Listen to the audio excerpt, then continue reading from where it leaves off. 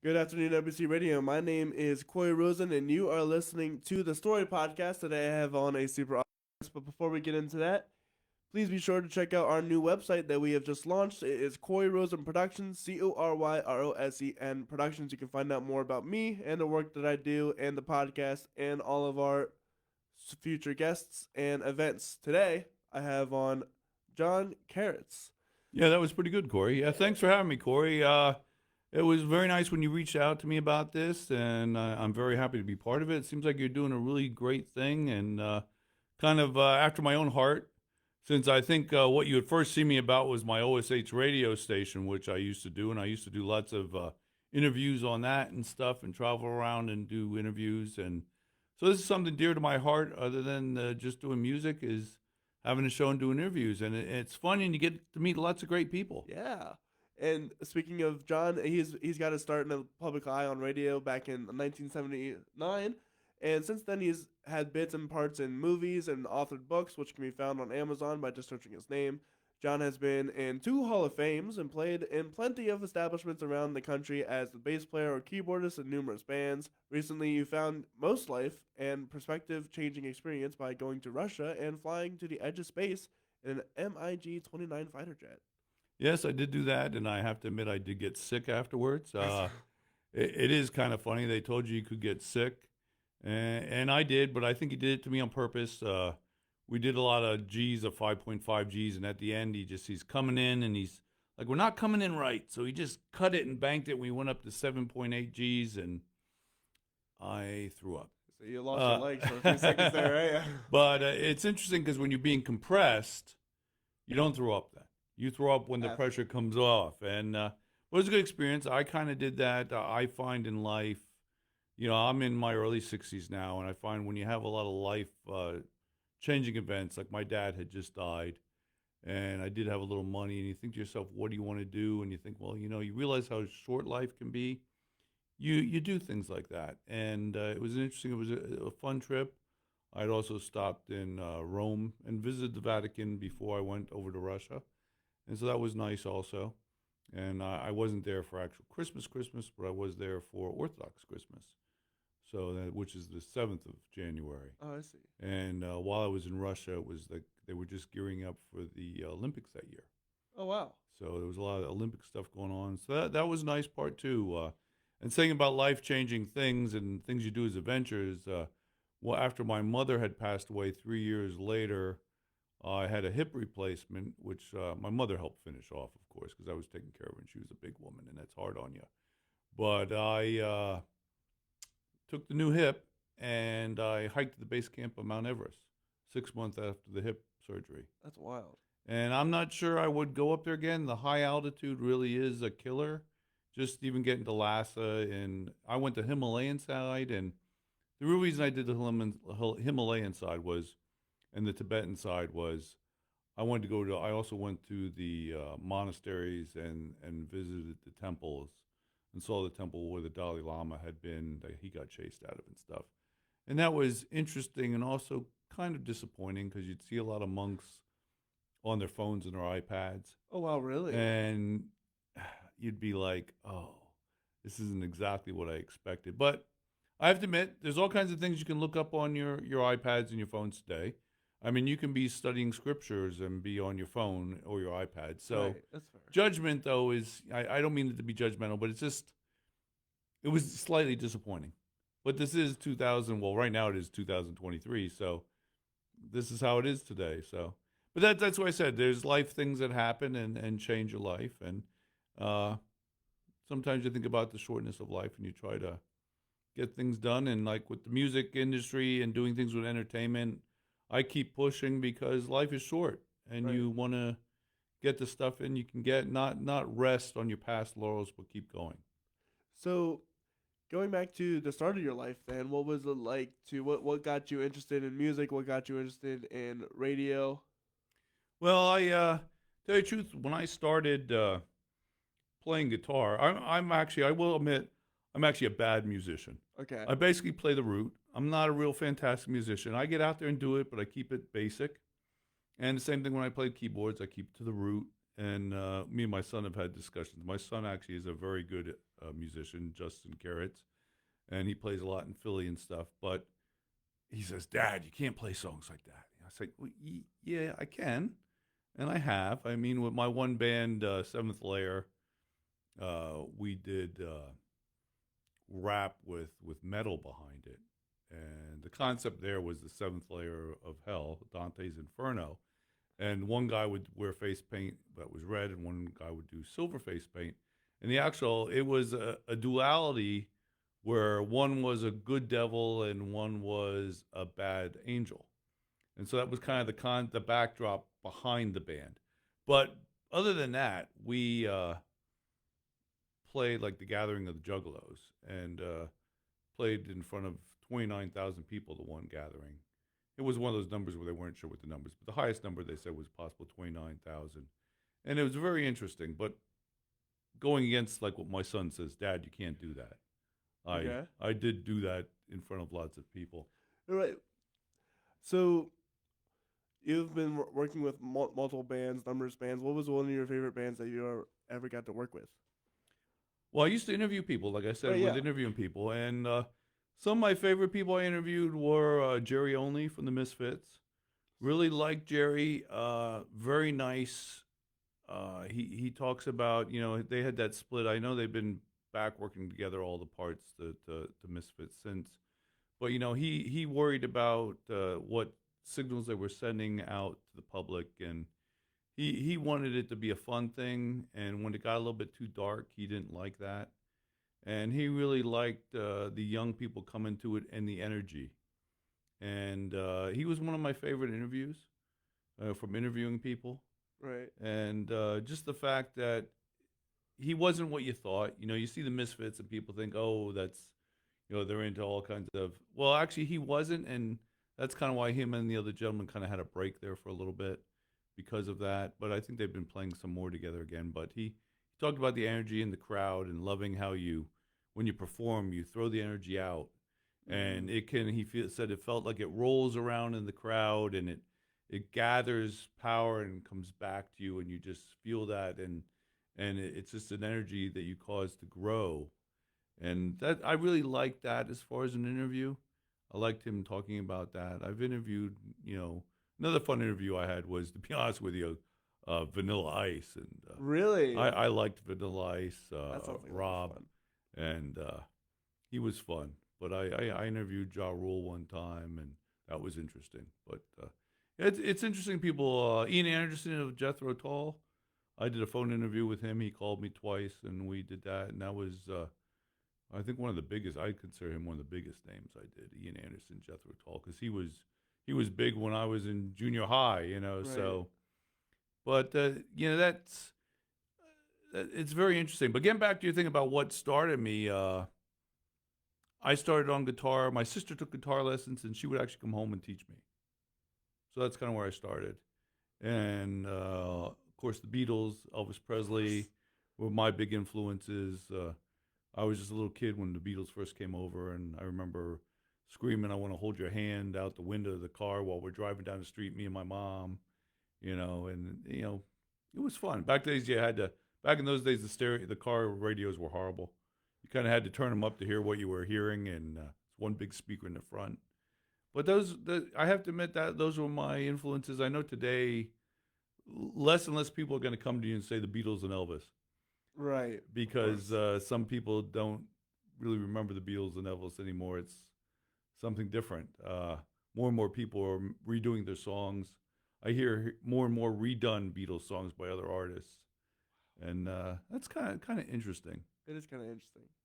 So, yeah, that's what my big first influence was.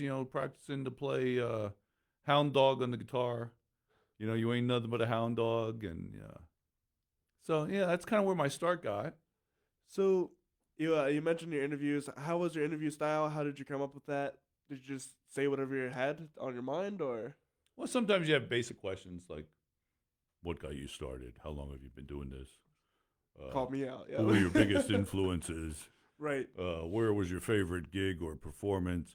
Because I would also interview comedians too, Okay. and you basically kind of stayed in the same format Right. because I wasn't calling you out. I mean, but that is But the it's format. the truth. Yeah, it's the truth. You know, well, who were your things? And like I came in here and like you said, I started in radio in '79. '79, I started at college radio, and that's where we are now. And this is a very nice studio. Um, I mentioned to you about the fact at the time it was a cable radio station. Yes. You're like, what's a cable radio station? What is a cable radio And station? back then, cable, like the kind that your channels came over, like Like TV radio. I don't know what they have here. Comcast. Comcast Okay, is the big one now. But back, I'm from the Lehigh Valley. You have Service Electric and Twin County back then. And behind the TV shows was also a signal for sound and music. And there were radio stations that were just on cable. So you'd hook the cable up to your big tuner. Back then, radios and stuff would have big tuners with tubes in them. And then you get some stations that you couldn't get otherwise. And that's how the station started out like that. Now today, it was Lehigh County Community College out of, now it's Lehigh Carbon Community College out of Schnecksville, Pennsylvania. And now they are a real radio station. They broadcast on the air. They don't do cable radio anymore. So they have moved up. But that's where I got my start. I had a lot of fun. I used to like to sometimes when I was doing my show, it would be like 5 inches of snow outside, and I'd say, possible chance of flurries tonight. And you just have to screw with people a little bit every so often. But Right. it was fun. But you had to, you also had to watch what you played for music. Now we just had restrictions like we had what we had in there to play. We had all the albums, and you actually played records, and you would set them up, and you'd have to backspin the album just to like a quarter turn, half turn to make it, segue with the next one right. And we had tapes for the ads that you had to run, and it was just a different world back then. You didn't cue it up in a computer. You actually had 2 turntables, and you'd have to watch. I have to admit, I used to like to cheat. I don't know if anybody out there remembers. There used to be a thing called K-Tel. You'd buy the K-Tel album, and it would be like it was sort of like now, those 2000 Winter Now or whatever. They had the Best Music Now albums. You ever see those CDs? Okay, yeah. It was kind of like that, and it was like K-Tel albums, and I'd get those, like K-Tel love songs, K-Tel rock and roll songs, and it would be 2 sides of an album with perfect segues and great songs, and I'd actually cheat sometimes to play those. Because you didn't have to worry about your segues as much and stuff and making it match up. But yeah, I got my start doing that, and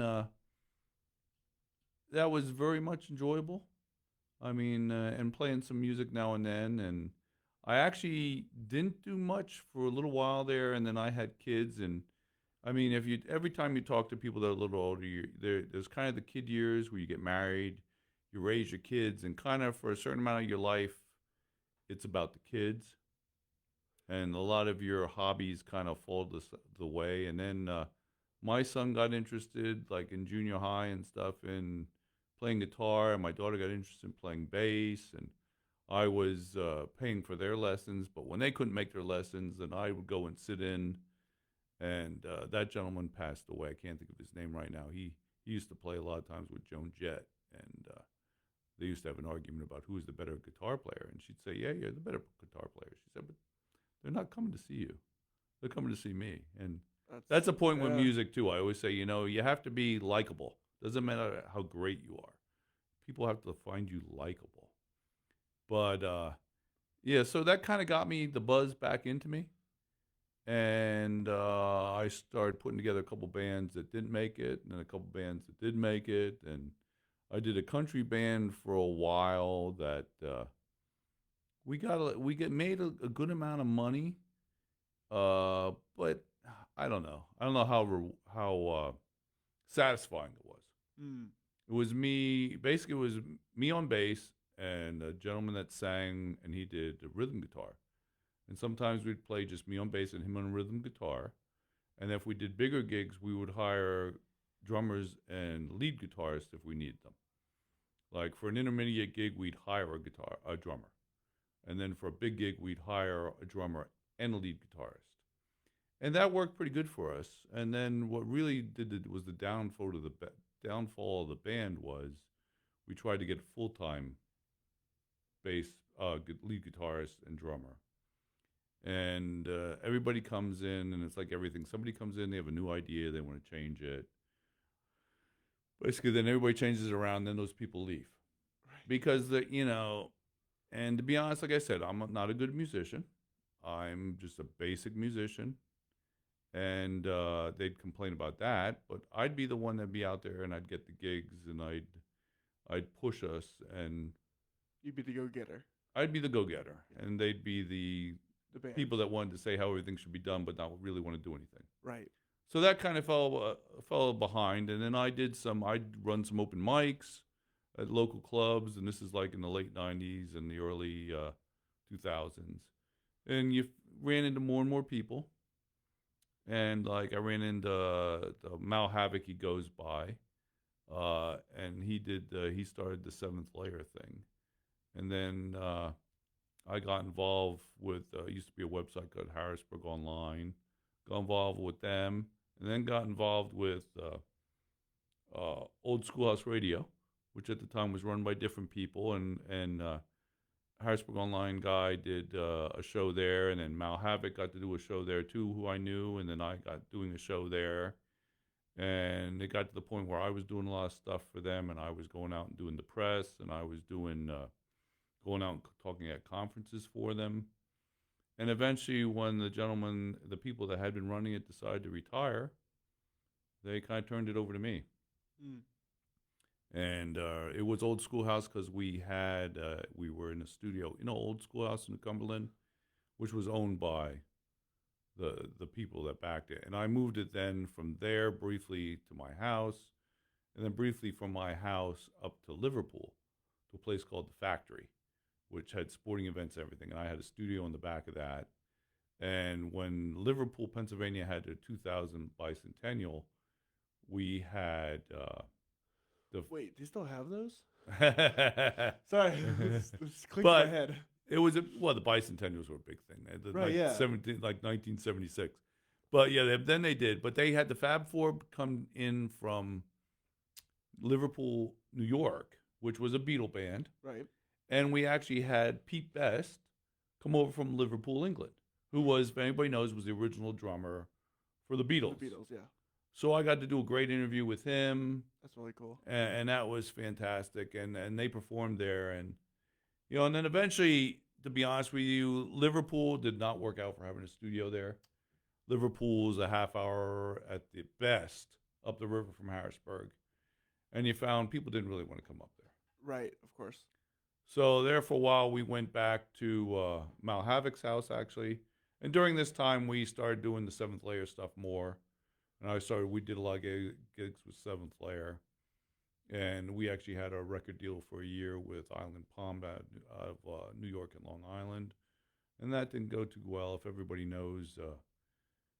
We talked earlier before we were talking about the contracts and how you feel when you're a writer and you deal with other people. And between the band writing their music and what the record label wanted, there was a lot of cat fights, to be nice about it. But some things were ridiculous. They wanted us to wear New York's team stuff, and we're like, well, at the most we should wear Philly stuff because we're from Pennsylvania, right? Not New York stuff. We got signed at the same weekend. We played a private party at the producer's house, and Keith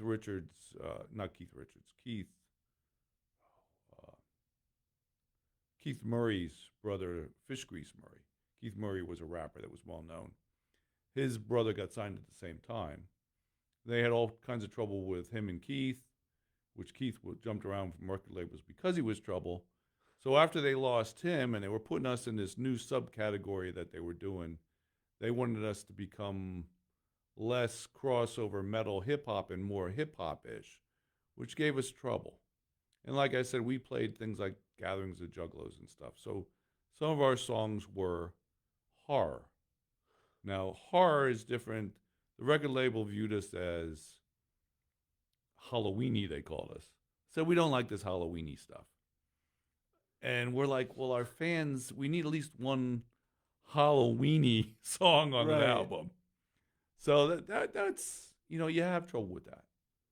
So that's kind of where that led. And then with the studio's death, I went to doing podcasts for OSH Radio and doing a website. And I would put new music up people would send me and have it play, automatically rotate and play online with flash players. As you know, flash players went away a few years ago. So that killed a lot of my activity on the website that I had planned in there. And so recently, how you came across me was the founder originally came to me and said, hey, what do you want to do with the OSH radio? I saw it just went off. And I'm like, oh, I got to check on that. It was a problem with the bill. And he says, well, I could use it if you don't want to use it. I said, no, I really want to have it redone.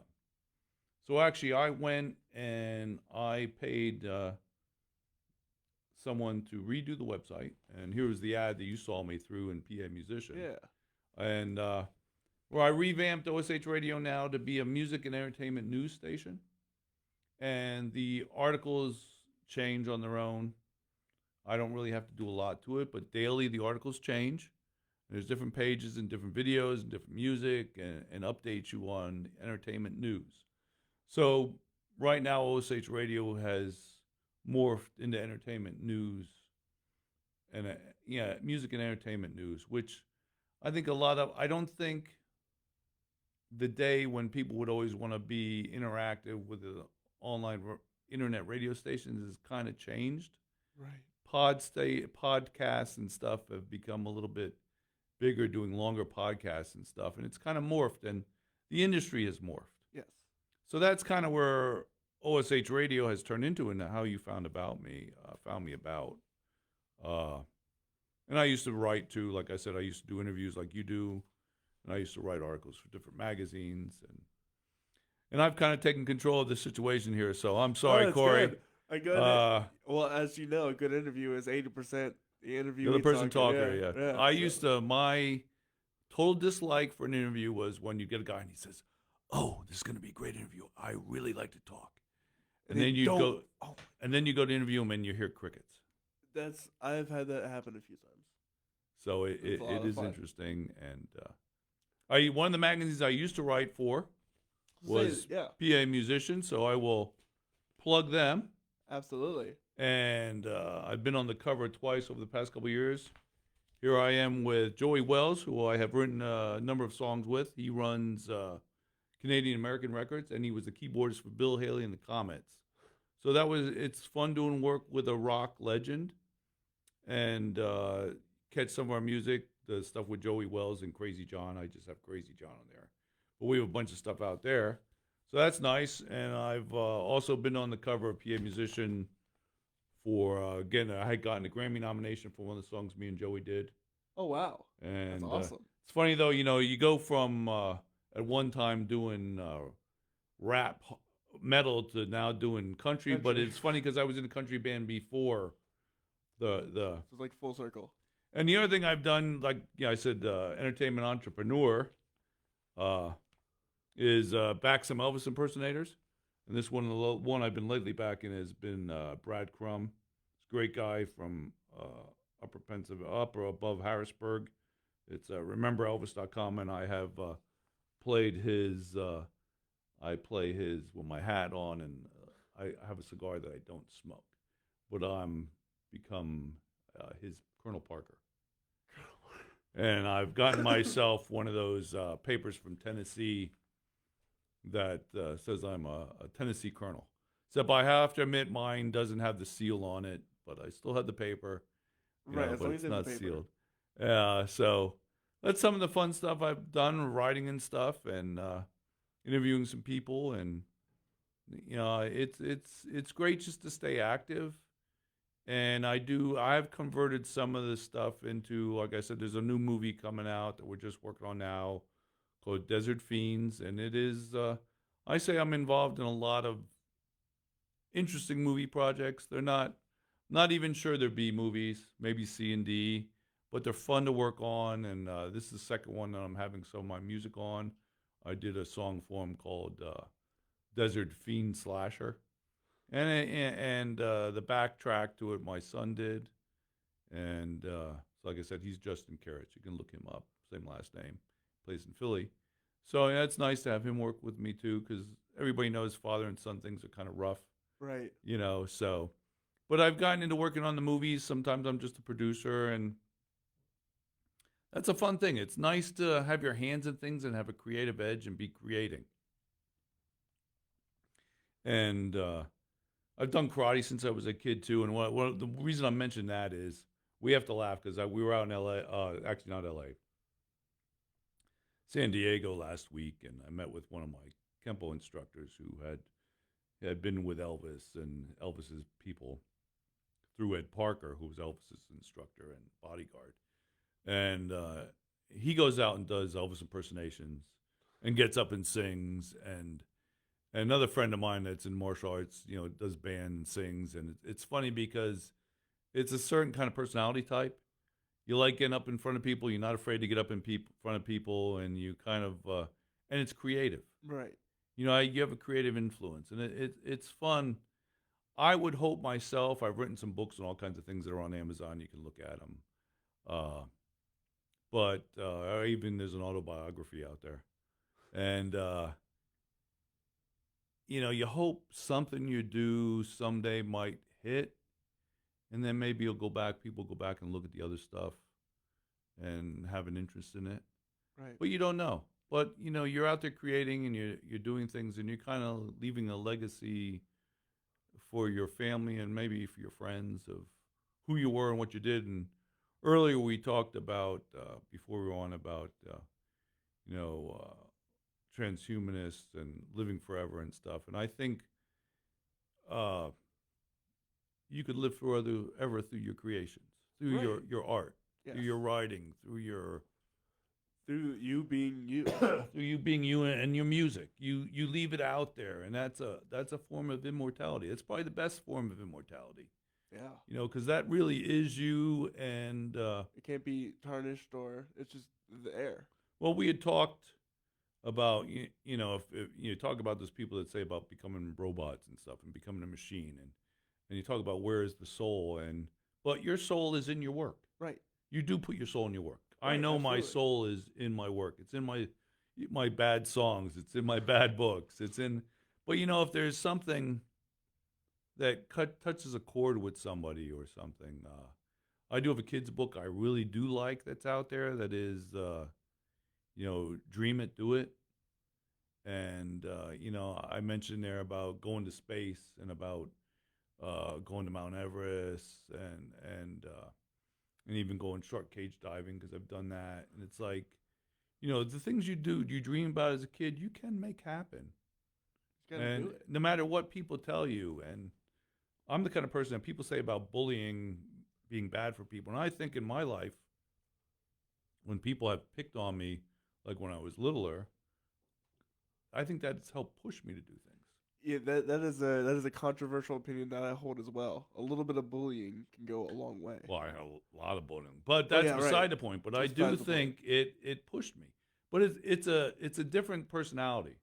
Some people react the total opposite way to it. Some people Right. can take it and use it Internalize as a force to help them, and others use it the other direction. Right. Yeah, absolutely. And I will say this: bullying, for better or for worse, you can take it or leave it. Right. Doesn't matter what anybody else says about you. Right. You can do whatever you want. And sometimes you got to realize, but it's easier for you to say this in hindsight. Right. A lot of times people bully you a lot of times because there might be something about you that they'd like to do that they're not doing. Right. And it's not necessarily about you. Or they have their own problems at home and just something trying Right. to get out of them. So don't ever take invalid criticism to heart. That's what I do. I don't take it to heart. Sometimes I do take it to heart, and it works out bad for me. So I just continue not to take it to heart. Well, you shouldn't. You shouldn't. You should Shouldn't. always, you should say, "I'm going to prove them wrong." Exactly. That's exactly right. I'm going to show you what I can do, and take it that way. Take it as a motivation, not take it as a cut. I had a friend whose dad didn't want him to hang out with me because he thought I was weird. And later in life, two of his friends that his dad thought he should be like got in all kinds of trouble. We won't say, I mean, really bad trouble. And then all of a sudden, his dad was like, "Oh, you should be more like John. He has a good job and kids in the house." And it's like, boy, how'd that change? You know? Yeah, right. But so it's interesting, and the thing about that hurts with it being that person saying it. He actually was quite a successful person, but it was funny how it turned around. You know, so you never know. So Never don't know. you know? And you've seen you're only early 20s, but how long have you been out of high school? Graduated 2017. 2017. 6 years about. Well, did you go to your 5-year reunion? We didn't have one actually. Okay, sorry about that. But sometimes already, like at your 5-year reunion, you're shocked at how people have changed in high school. Oh, I'm sure. I am already shocked of how some people are married and have kids. And I'm like, oh. I Or never you thought see somebody that was quite successful in high school, and all And of a they're sudden not. they're not. Yes. Or the total opposite. Oh yeah. The person that you thought was nobody paid attention to, were all of a sudden The dropout. successful. Yeah. You know, so that's another example of that. So you have some of your own music that you've written, and we have some of that to share with that. So you want to go on about that? We have Cedar Street Blues. Which one was that? Cedar That's Street Blues? just a soundtrack. That's something me and my son worked on. You could play that. I'm working presently on doing the lyrics for that, and what's the title you have down there? Cedar Street Blues, or Cedar Street Blues. Cedar Street is actually East Cedar Street is where I would live from being 4 on or 3 on till my parents died, and I sold that house after their deaths because nobody wanted to go to it. So that's what that song's going to be back. And this you can play that. That is just the beginning of it. We have the blues starting out. I'm right now working on putting the lyrics to it. So this is just the music.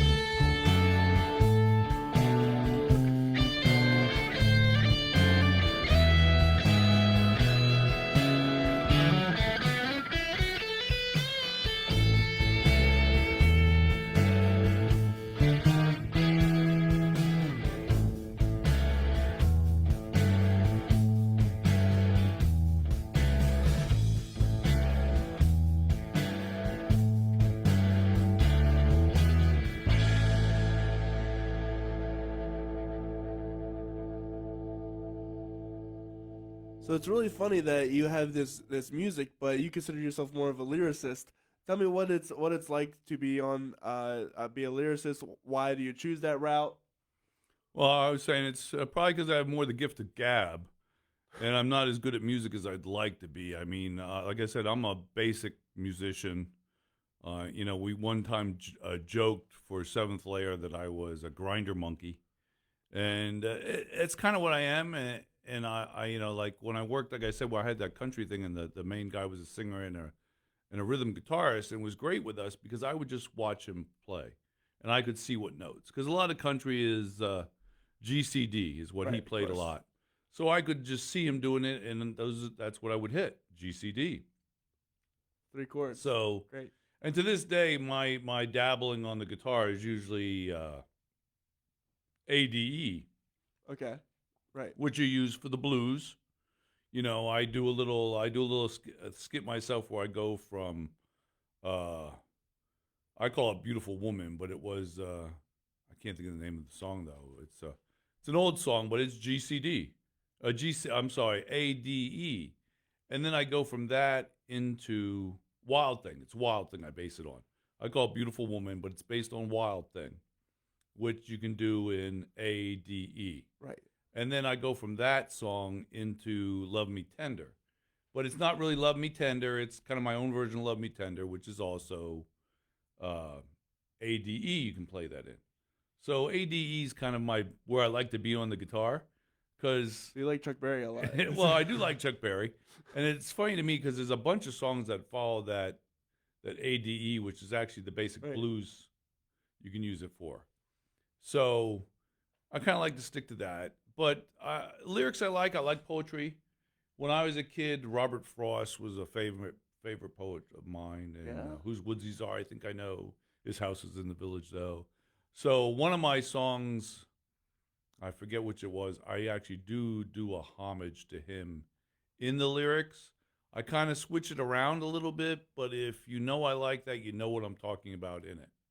So I have thrown that in there a little bit. And of course, you can't take the words for say. No, of course. But if you hear it and you know I like Robert Frost, you know that oh, I know which one that is. Do you have the one? Do you have the Blues Man? I do have the Blues Band. We'll play that then. I think that's the one that I mentioned that in. I will. And that's an interesting one because I wrote the lyrics, and actually I'm on a producer on his album. And one of the deals was I gave him money towards producing and stuff, and then he did put music behind and sang for me on it. And it got to be a production that his main producer actually liked it, and they were supposed to be putting on the main album. No, I haven't seen the main album yet because, like I said, he's an Englishman in Tokyo. So, but I do put that in there. And the thing about writing lyrics too is you can write about different things you care about and interest you. Like I have a song out there called "I Love You, But You Have to Get Out of My Way."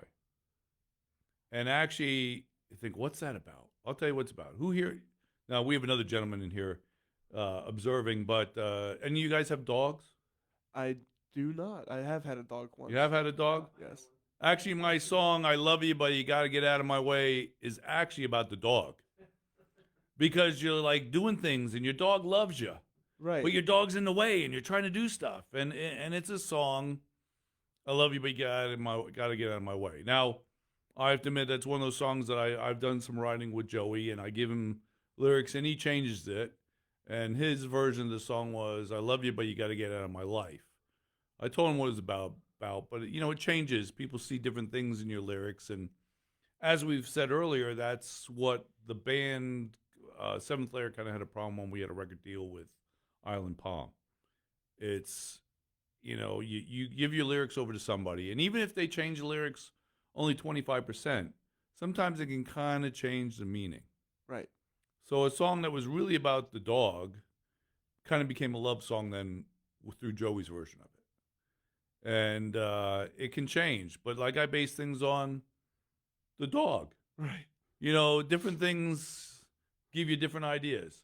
The song that I did for the new movie Desert Fiends that I'm working on, I kind of based the idea of that off of that Firestarter song. Now, Mm, it didn't turn out anything like Firestarter, right. but that was kind of the concept behind it, and concept that my son did the backing track for me, and that was where that came from. I'm like, I want something that has this feel, but I don't want it to be that, but I want it to have that feel. Of course. So instead of being a Firestarter, the Desert Fiend slasher, horror slasher, Desert Fiend horror slasher, instead of being a Firestarter. So you see, kind of see where it kind of carries over, but you kind of like think about this stuff and It's really interesting because I'm working on movies too, where the producer, gives you a reference track. For example, on this past one, I was given. Have you ever seen Soul by Pixar? mm-hmm. He gave me the Epiphany track, the one where he looks back on his life on the day and the memories, and it's the tearjerker piece, right? That every Pixar movie has to have. And he gave me that. He said, "I want that. That's what I want."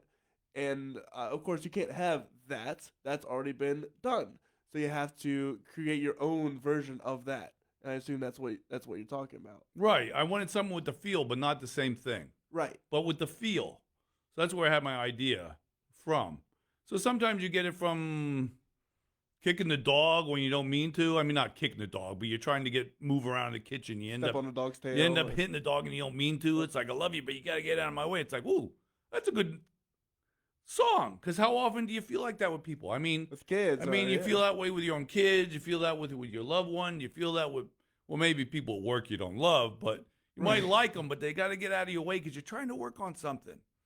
So, different things, and different things motivate you for different songs. I did that. I showed you that one, though. I sent you 2 Christian songs for maybe we could work on the lyrics.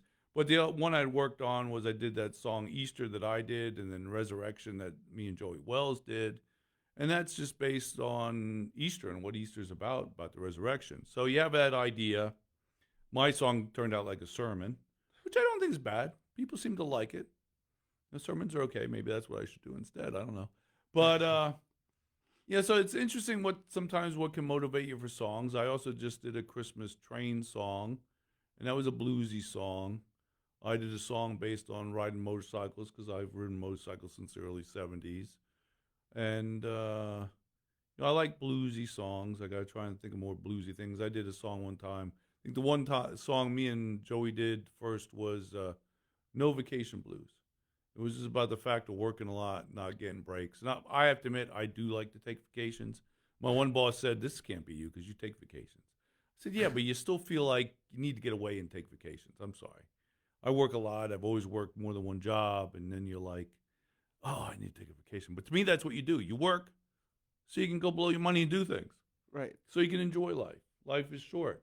So that motivates you. A lot of things motivate you. And talking about like working on projects with my son, sometimes I've listened to some of his lyrics, and it makes you think of where his mind was at too.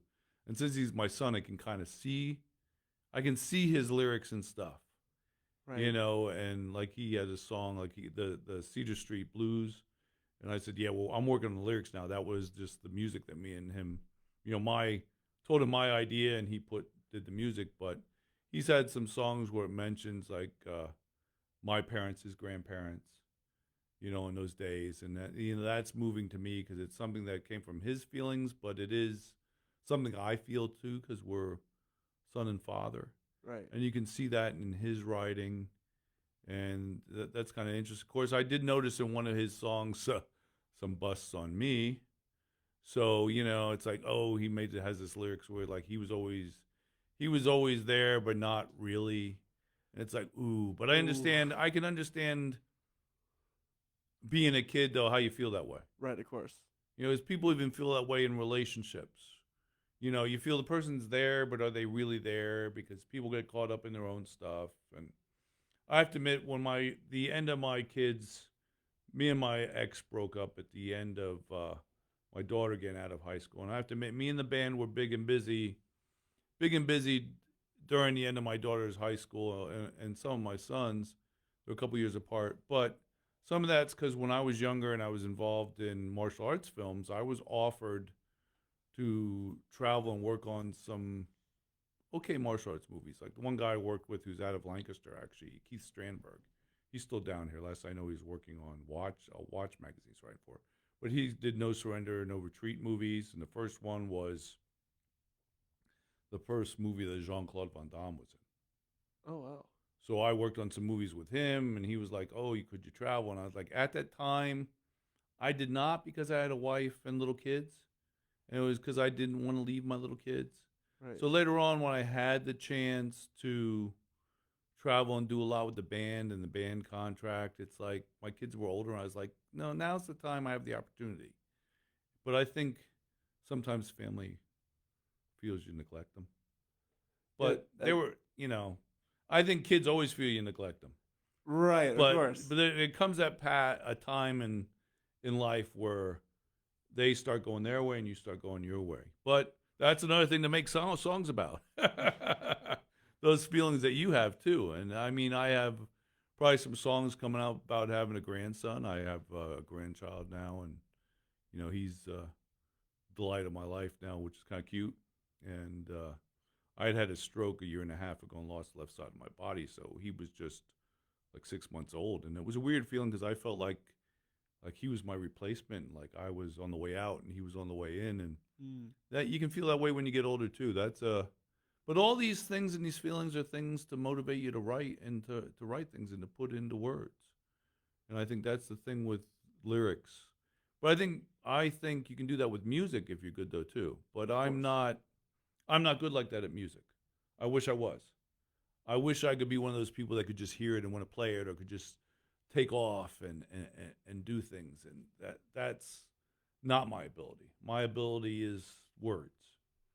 So, I write things, I get ideas, I massage it, and sometimes you change it. And I'll have to admit, sometimes when I put music to it, sometimes the way I have the song written is not the way it ends up, because you're going through with the music. And even if I do blues and you kind of talk through it, and because I saw there's one station that rates things on Spotify, and one of the categories is talkativeness, because of people that talk in a song. Mine kind of sometimes I talk through a song. Sometimes that's okay. Yeah, but sometimes how you write the lyrics is not how it ends up. Right. Because you're like, ooh, this doesn't really work. It doesn't go with the sound I want. It doesn't go with the length. Like that horror one I was worked on. I just did a desert fiend slasher is what the song I called it. And at first I had it that I laughed through it, because like in Firestarter, there's places where he goes like, hey, hey, hey, hey, hey, hey, and stuff, and I thought of that as laughing, and it didn't work. So I didn't put the laughing in anymore. And actually what I do is I trail off at the end with laughter. Ha, ha, ha, ha, ha, ha. Right, But, but that comes across good because in the beginning you're talking about being a slasher and a fiend and, and pain and stuff. And so you change sometimes as you add the lyrics. The lyrics will massage a little bit. So how do you find the right person to write the music? That's rough. I've been using my son. I had some old tracks that me and the guys had done years ago that I had, and now I wanted to use my son, and I'm glad that he's at a point where he's interested in doing that. Because, not everybody wants to be involved in your project. Right, of course. But it's nice. But, so yeah, the one I did, like I said, the song that you have there, and you can play in a little bit with Kev Gray. Like, I was a producer on his album. Got involved with his album, and I did it with the deal that he would do a track for me. So if you want to play that and hear it, and that is, I believe in one of those tracks that is kind of about my life. Not exactly, but it kind of, I talk about my mother in there, which is kind of, your mother, that's the other thing too. I talk about my mother loving me, and, and people say, well, did she really love you real good? I say, well, you got to also realize too is your parents love you to the best of their ability. Of course. They're not perfect either. Right. So you can say, oh, well, you could say somebody, I don't know, either when you have trouble with your mother, your brother, your dad, your uncle, your grandfather, and you say, yeah, but you don't know what he's gone through in his life. And So you take that into account when you write the music too. But I think that's the song that the one lyrics you hear about it's the gives a nod to Robert Frost. Well, that said, this is Blues Man by John Kerecz. Lyric.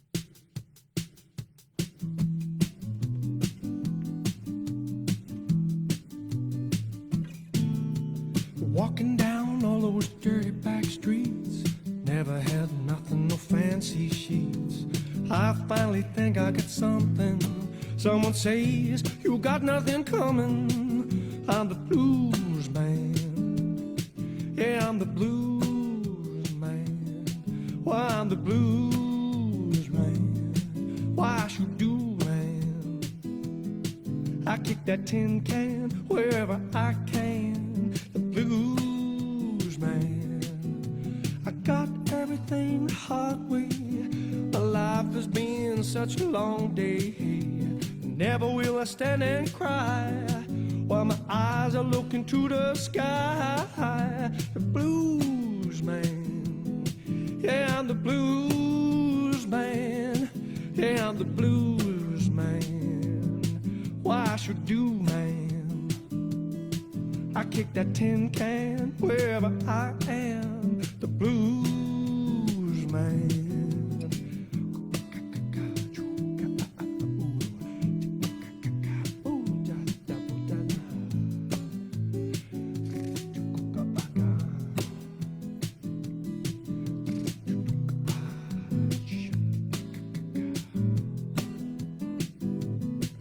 I was raised by a single mother, but she'll show me love like no other.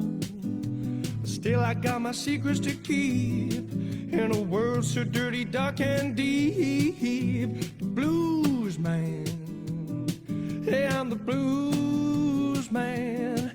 Yeah, I'm the blues man. Why, I should do, man. I kick that tin can wherever I am. The blues man. We should make a correction. The lyrics are by you. Yes, the lyrics were by me. I did not actually put any vocals to that, but that is, I have to admit, that is how I would have liked that song to have been. You know, we talked about your vision of a song, Right. and how you write songs and people get a hold of your lyrics, and it's not necessarily your vision. And sometimes you're like, ooh, I'm not really happy with that song. And it doesn't mean that it's bad. It's just not necessarily your vision of the song. Right. And being an artist, you know, you create things and you're like, oh, your vision. But you have to kind of let go of it. I have to realize, like, I say I make a lot of garbage. It's not necessarily garbage, but it's not always what I'd like it to be. But yet I don't think you should fester on everything always being as perfect you'd like to be, because then you never get anything done. I hate to say it. You have to call the ends. You have to make an end point with things. Because if you always are like, oh, I want it to be just a little bit better, just a little bit better. And to tell you the truth, you'd never get anywhere. Yeah. And I think I hate to say that, but that's why I think some artists, I think there's a lot of great artists out there that don't get anywhere just because of their own obsessions. And well, some of them may be lack of motivation. But I used to joke that there's the artists, too, that sit in their bathroom playing their guitar while on the toilet, and they wait for somebody to drive by and hear the music and discover them while they're in their bathroom on the toilet playing the guitar. Like what's really what are you really doing to get out there? Right. You could be the best performer in your bathroom, but if you don't get out there, what does it, you don't, it doesn't matter as much. And I don't mean that to be mean, but I even saw that in school, in college, and in high school. You see athletes, too, that are great athletes, but they're not necessarily the ones that make it to the pros because they lose drive, or they just don't push, or they give up. I mean, so sometimes that is the more important thing than being the best musician or music writer, is having the drive and keeping going. Like I said, the gift of gab. Right. Sometimes that can be more important than being a perfect musician. Yeah, you got to be able to go somewhere to get somewhere. And you have to be likable. I think I might have said that earlier. Yeah, you did, yeah. You have to be likable. People have to like you. And you don't have to have the perfect voice. But if they don't like you, if there's something that doesn't come across, It's not like, genuine. oh, I really, that's like, a comedian. I said I used to interview comedians too, and comedians said the best comedians are one that write about their own life. Their jokes are about their life. And that's the same as I was saying about, writing music about things that happen in your life. Like even the dog being in your way.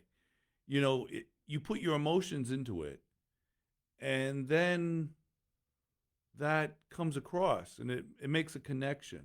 I mean, now there are artists, in the old days, a lot of artists didn't necessarily write the music. And I know, like, Coe, I think his name's Coe, the famous Coe guy, wrote some music with and for, like, Kid Rock. But they were both at the time fathers that were single fathers taking care of their kids. And they actually had a similar reality that meant that the song that I think Coe wrote it for Kid Rock, he knew what Kid Rock was experiencing. So that was a song, though, even though Kid Rock didn't write it, it could come across with the authenticity and the feelings because it was something he felt. So I think that's important. I was off on a tangent there, sorry. No, it's okay. So obviously that kind of ties into one of my questions. What is one of the best pieces of advice that you could give to someone who's trying to make it? I'd say the best advice is to just go out there and keep doing it. Right. And don't worry about people turning you down. Call places, send emails, send texts, pester people. I mean, you can, I'll remember something that I got a reference from one of my professors in college. He wrote a reference. He said that he said, John is pleasantly aggressive. I said to him, does that mean I'm a pain in the A, but I'm relatively nice about it? He says, yeah, basically that's it. He says, you're pleasantly aggressive. And I think you have to try and be pleasantly aggressive. And, and don't give up. Right. Because sometimes, I hate to say it, it's a numbers game. It is. You keep messaging people and because not everybody's going to like your stuff. Like I admitted there's some of my songs are out there and I don't think they're that good, but there's somebody listening to them. So I myself have a rough voice, but there's people out there that like a rough voice. And you gotta step away from your art. Right. Sometimes. And some people like it or listen to it and go, that's okay. And you're like, and you're. Yeah, right. But keep pushing and don't be afraid to do anything too little. That's the other thing too. Don't be afraid to do anything too little because you don't know who you're going to meet and what that leads to. And me and the band there one time we got Dracula wine as our backers because we did. I was talking about Seventh Layer and we were rap with metal and we got Dracula wine to back us. And we ended up playing this book opening for this one vampire book artist in Philly. And Dracula wine was back in that. And we got put up in a nice hotel. We played this nice blues place where they fed us steak and shrimp before dinner. And people laughed, oh, you're getting Dracula wine as your backer. It's like, but it worked out very nice. So you don't know where that's going to come from. You don't know what's going to happen. Actually, the wine company folded, but that's beside the point. It was one of the times we were actually treated the nicest. And you don't know. We traveled and did a tour across the country one time, and some of the gigs you thought were going to be the best. Like we played a dive in Vegas, which was a dive in Vegas. And it was what it was. Sorry, I'm getting a little sore throat. But then we played a big gig that was supposed to be on Sunset Strip in L.A., which was at the Dragonfly Club, which I don't even know if it's still around, and that turned into a fiasco. The guy promoting was out in his limo partying. We got to only play like one song, and we played with Bionic Jive. I think that's what they're called. But played with them, and then we went right after that to play a gig in Phoenix. And we got this place in this little strip mall place, big enough to have one pool table in it and a little bar and this really stage. And we're like, oh man, we're doomed. We barely got any money out of this trip, and it was horrible. And the one that was supposed to be big with all these famous people at it was just didn't work. It didn't work at all. And that one in Hollywood was one of those ones with all the bags. You know how people get all the bags with all the things in it and stuff. Right. You know, so it was supposed to be a big big people there that were like maybe 2 out of 20 big people that were supposed to be there. But we got this little dive, and when it got to be time, they opened up all the doors, put tables out in the parking lot. All these people were there, and we got to play, and we walked away with like $500 that night. And we're like, what happened? You know, so sometimes you don't know. I mean, the one we knew was a dive. The one we expected to be great, and the one that looked like it was going to be the worst was the best. actually turned out to be the best. You know, in Phoenix, they opened up the doors. People were sitting in the parking lot. They moved chairs out there and tables out there, and it turned out to be a great time. And you don't know. You just don't know. So that goes to show, just play your heart out, no matter where you are. So we actually ended up coming back with some money in our pockets. Yeah. Well, John, this has been a lovely time. Where can people find you and stuff that you do? Well, I like to hide.